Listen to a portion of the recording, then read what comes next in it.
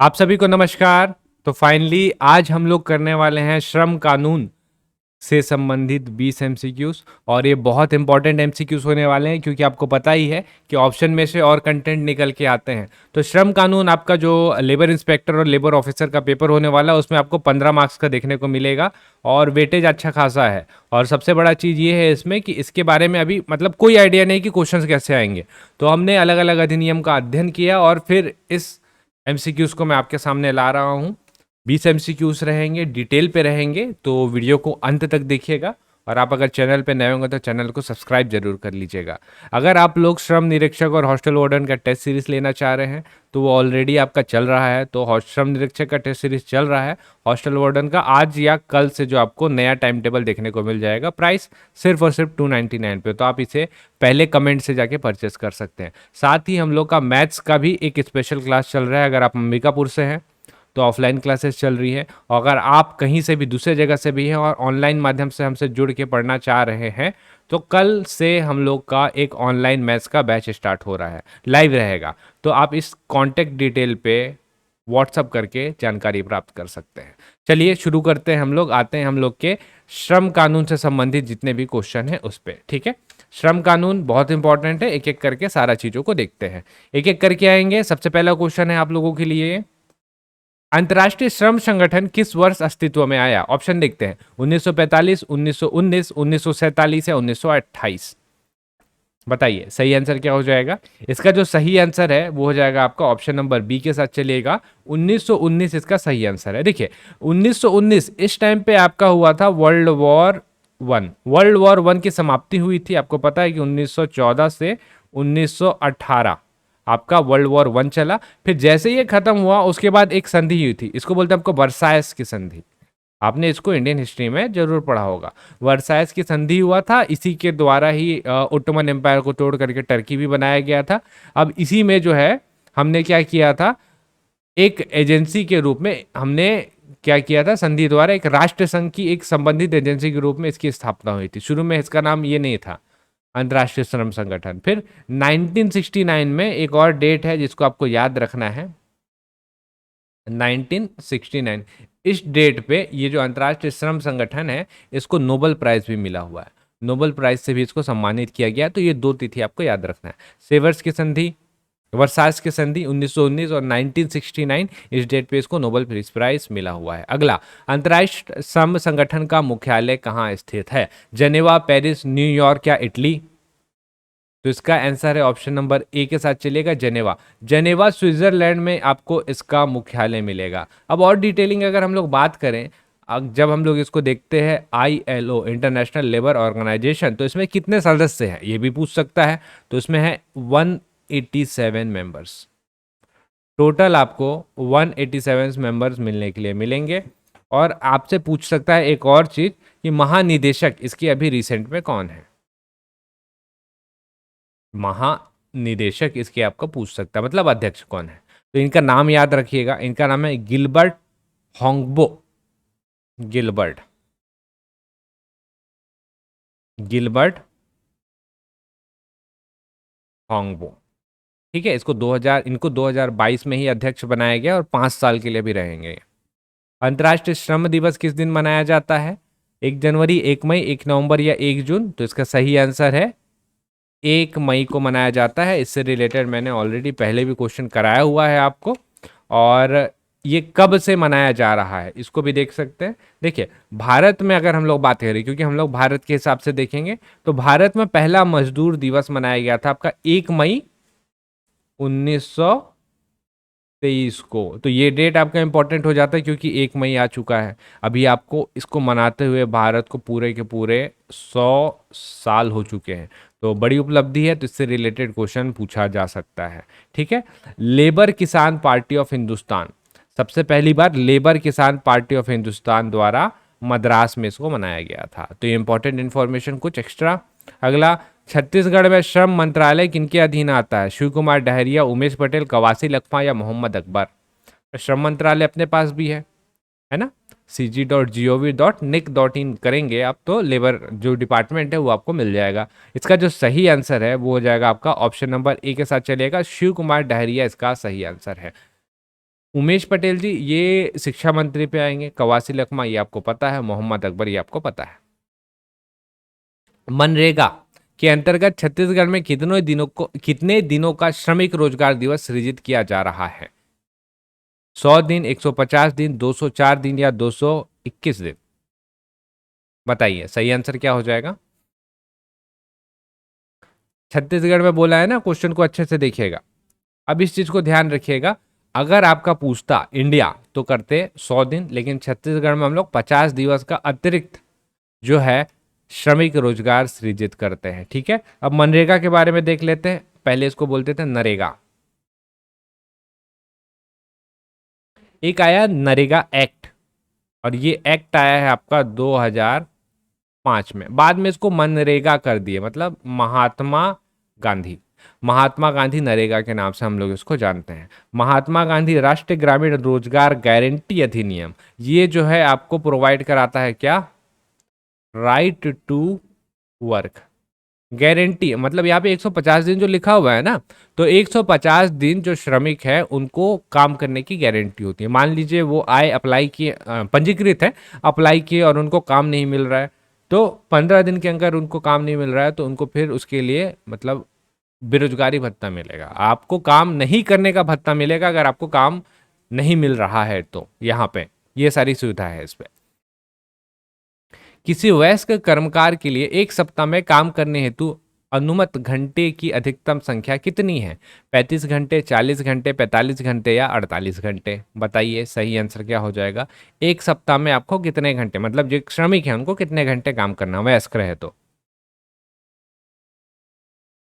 चलिए अभी आपने कर लिया होगा, ऑप्शन नंबर डी 48 घंटे इसका सही आंसर हो जाएगा। एक सप्ताह में एक दिन का छुट्टी रहेगा, आपको पता है, तो 6 दिन अपने को काम करना है, और 8 घंटे आप टोटल काम करेंगे। 8 6 जा 48 आवर्स ये होता है। तो डेली कितना? 8 घंटा। यहाँ भी पता चलता है, लेकिन ये लिखा कहाँ है कि आपको डेली 8 घंटे काम करना है? कहीं तो लिखा होगा, ये मिलेगा आपको कारखाना अधिनियम। कारखाना अधिनियम कब का? 1948। इससे पहले वाले खैर उतने ज़्यादा इंपॉर्टेंट नहीं रहेंगे, क्योंकि भारत आज़ाद हो चुका है, आज़ादी के बाद के अधिनियम ज़्यादा महत्वपूर्ण रहते हैं। कारखाना अधिनियम 1948 में ये सारी चीज़ें लिखी हुई है। किसी श्रमिक संघ के पंजीकरण के लिए अपेक्षित सदस्यों की न्यूनतम संख्या क्या होती है? 2 सदस्य, 3 सदस्य, 7 सदस्य या 10 सदस्य? तो इसका सही आंसर हो जाएगा, श्रमिक संघ का पंजीयन कराना है आपको 7 सदस्य कम से कम आवश्यक होंगे। अगला, बाल श्रम अधिनियम किस वर्ष अस्तित्व में आया? 1972, 1986, 1976 या 1991? बाल श्रम अधिनियम इसी में मिलेगा ना आपको, 14 साल से कम के बच्चे कहीं पे कार्य नहीं करेंगे, ये सारा चीज आपको इसी में मिलेगा। 1986 को ये अस्तित्व में आया हुआ है। ठीक है, तो ये इंपॉर्टेंट अधिनियम है। 14 साल से कम के बच्चे कहीं पे कार्यरत नहीं होंगे, और बहुत ज़्यादा हैजार्डियस या केमिकल प्लेस है, मतलब केमिकल फैक्ट्री है, तो वहाँ पे 18 वर्ष भी किया गया है। तो ये दो चीज़ें हैं, ये दोनों चीज़ को ध्यान रखिएगा। भारतीय संविधान में श्रम संबंधी कानून का निर्माण किस सूची में आता है? केंद्र सूची, राज्य सूची, समवर्ती सूची या उल्लेख ही नहीं है? श्रम संबंधी अगर आपको कानून बनाना है तो कौन सी सूची में मिलेगा आपको? इसका आंसर ऑब्वियस सा है, आपने कर लिया होगा अभी तक, समवर्ती सूची। यानी कि इसमें आपका केंद्र और राज्य दोनों कानून बना सकते हैं। ठीक है, और ये सूची के बारे में कौन से, मतलब किस अनुसूची में ये दिया गया है? तो ये आपको 7वीं अनुसूची में मिलता है। शक्तियों का विभाजन, 7वीं अनुसूची में इनके बारे में सारा चीज लिखा हुआ है। अगला question, all India trade union Congress का प्रथम अध्यक्ष कौन था? बाल गंगाधर तिलक, लाला लाजपत राय, जवाहरलाल नेहरू या जेपी नारायण, जयप्रकाश नारायण? सही आंसर पहले बताता हूं, फिर इस क्वेश्चन के बारे में आपको एक चीज बताऊंगा मैं। इसका सही आंसर आपका ऑप्शन नंबर बी के साथ चलेगा, लाला लाजपत राय इसका सही आंसर है। और डेट बताता हूं आपको, 31 अक्टूबर 1920। 31 अक्टूबर 1920 इसकी स्थापना हुई थी। कहाँ हुई थी पूछेगा? मुंबई में हुई थी। ठीक है, और ये भारत का प्रथम श्रमिक संघ था, तो इंपॉर्टेंट है। इस वाले क्वेश्चन को हमने पहले एक बार कराया हुआ था, और ये वाला एग्जैक्ट क्वेश्चन जो था ना आपका सीजीपीएससी में पूछा हुआ था, यही एग्जैक्ट क्वेश्चन पूछा था। ठीक, आते हैं अगला। छत्तीसगढ़ में किसने श्रमिकों के हित के लिए अनेक बार लड़ाई लड़ी? सुंदरलाल शर्मा, खूबचंद बघेल, ठाकुर प्यारेलाल सिंह या रविशंकर शुक्ल? सही आंसर है आपका option number C, Thakur Pyarelal Singh. ठीक, 3 बार जो था बीएनसी मील मजदूर आंदोलन में इन्होंने भाग लिया और तीनों बार सफल नेतृत्व किया। कौन कौन से साल पे है? 1920 में है, 1924 में है और 1937 में है। तो 3 साल इन्होंने भाग लिया और तीनों साल नेतृत्व किया। अगला, भारतीय संविधान की नीति निर्देशक तत्वों में किस अनुच्छेद में 14 साल के कम उम्र के बच्चों के लिए अनिवार्य शिक्षा का प्रावधान है, जिसको हम लोग राइट टू एजुकेशन बोलते हैं ना? शुरुआत में तो वो आपकी नीति निर्देशक तत्वों में लिखा हुआ था, तो कौन से अनुच्छेद में लिखा हुआ था? बाद में हमने उसको हटा करके दूसरे जगह जोड़ा है। एक बार आप ट्राई करिए, फिर बताता हूं मैं इसका सही आंसर आपका। इसका जो सही आंसर है वो है आपका अनुच्छेद नंबर 45। अनुच्छेद 45 में आपको लिखा हुआ मिलेगा। इसके अतिरिक्त अनुच्छेद 45 में पहले लिखा हुआ था, इसको हम लोग बोलते थे DPSP, directive principle of state policy. उस टाइम में सरकार के पास उतने फंड और सुविधाएं नहीं थी। बाद में फंड और सुविधाएं आई तो हमने इसको आर्टिकल नंबर 21A के तहत मौलिक अधिकार बनाया और हमने दिया राइट टू एजुकेशन। कौन सा? 21A, इसको ध्यान रखिएगा। ठीक है, राइट टू एजुकेशन यहां पे आता है आपका। 14 साल से कम उम्र के बच्चे किसी भी नियोजन में पूर्णतः प्रतिबंधित होंगे। यह उपबंध कौन सी धारा में किया गया है? अब ये अधिनियम तो आपने देख ही लिया थोड़ा देर पहले, कौन सा अधिनियम था, है ना? अधिनियम का नाम है आपका बाल श्रम प्रतिषेध अधिनियम 1986, जिसको हमने ऊपर देखा हुआ था। लेकिन किसी धारा में तो लिखा होगा, कौन सी धारा में लिखा हुआ है? तो धारा नंबर 3, क्योंकि ये इंपॉर्टेंट है तो इसका धारा जरूरी है। सब अधिनियम का धारा आपको नहीं याद रखना है, इसका याद रखना है। बाल श्रम प्रतिषेध अधिनियम 1986 की धारा नंबर 3 में ये उपबंध किया गया है कि 14 साल से कम उम्र के बच्चे किसी भी नियोजन में पूर्णतः प्रतिबंधित होंगे। चलिए अगला क्वेश्चन है, समान पारिश्रमिक अधिनियम किस वर्ष अस्तित्व में आया? 1972, 1976, 1982 या 1987?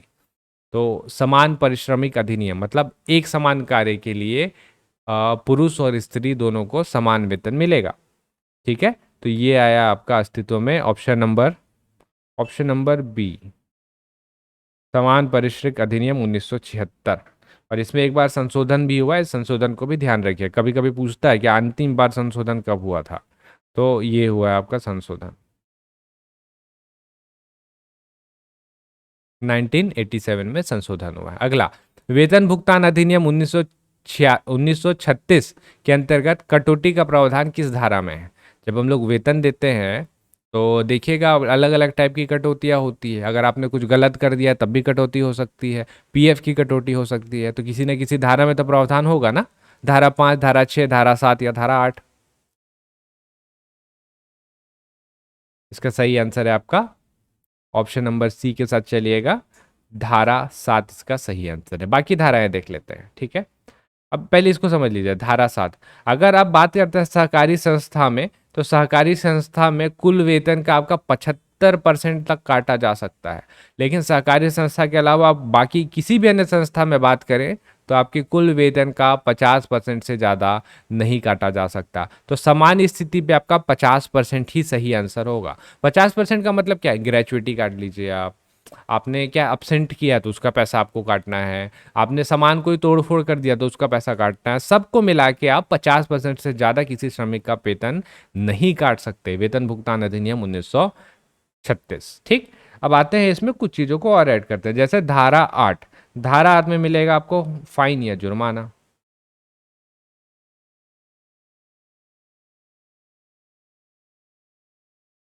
फाइन या जुर्माना। धारा 6 में मिलेगा भुगतान का माध्यम।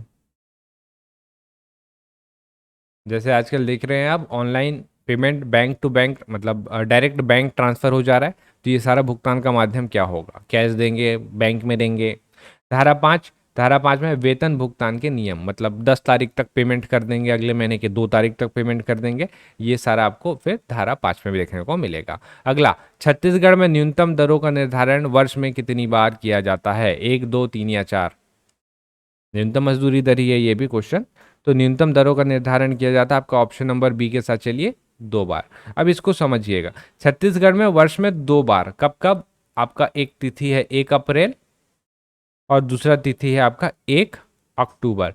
इस 2 तिथि पे न्यूनतम वेतन की पुनरीक्षित दरों को जारी किया जाता है। ये 2 तिथि है, ठीक है।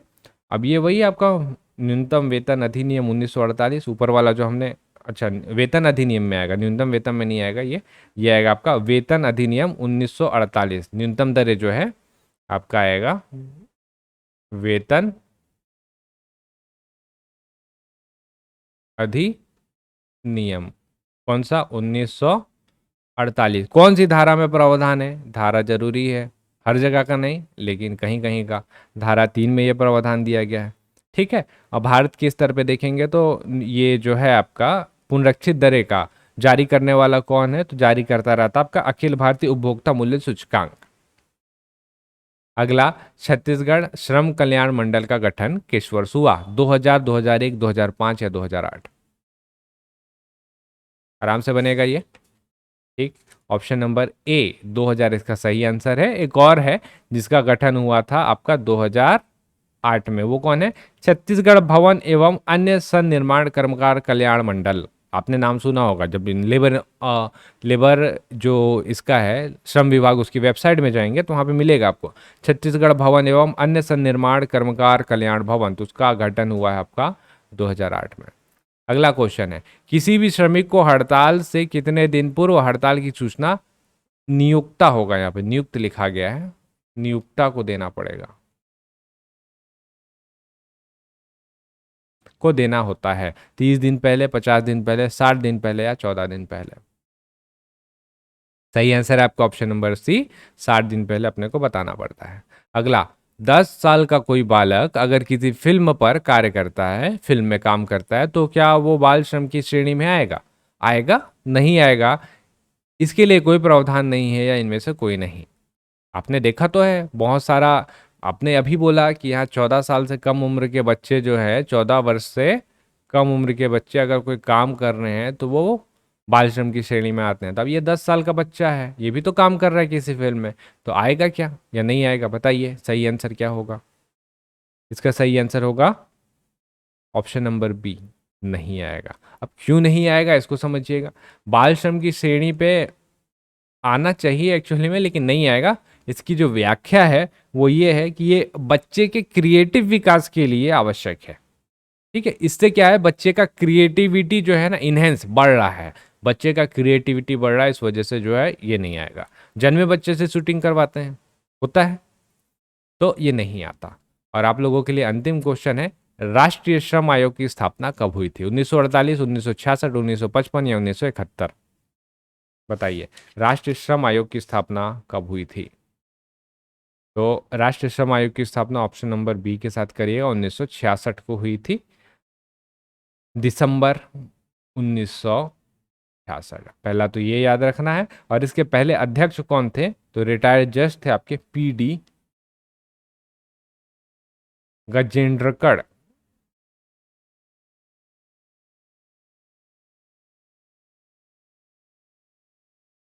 पीडी गजेंद्रकड़ इसके पहले अध्यक्ष थे, ठीक है। तो यहाँ पे हमारे 20 क्वेश्चन समाप्त होते हैं। उम्मीद करता हूँ कि आपने थोड़ा बहुत पढ़ा होगा लेबर लॉ, और आपके 20 में से एटलीस्ट 10 से 15 तो बन रहे होंगे, 15 बन रहे होंगे, ठीक। बाकी आप कमेंट करके बताइएगा कि आपको वीडियो कैसा लगा और आपको अगला किस टॉपिक पे वीडियो देखना है, और सेट बनाएं क्या इसका, आप मेरे को कमेंट करके ज़रूर बताइएगा। बाकी ऑनलाइन क्लासेस स्टार्ट हो रही है, जिनका मैथ्स वीक है वो ज़रूर संपर्क करें। लाइव रहेगा क्लास, कुछ मिनिमम फीस है और आप क्लास को कंटिन्यू कर सकते हैं। बाकी तो आपका टाइम टेबल, ये टेस्ट सीरीज चल ही रहा है, बहुत सारे लोग जुड़े हुए भी हैं ऑलरेडी, है ना। चलिए, बाकी हम लोग मिलेंगे अगले वीडियो पे, तब तक के लिए आप सभी लोगों का बहुत बहुत धन्यवाद।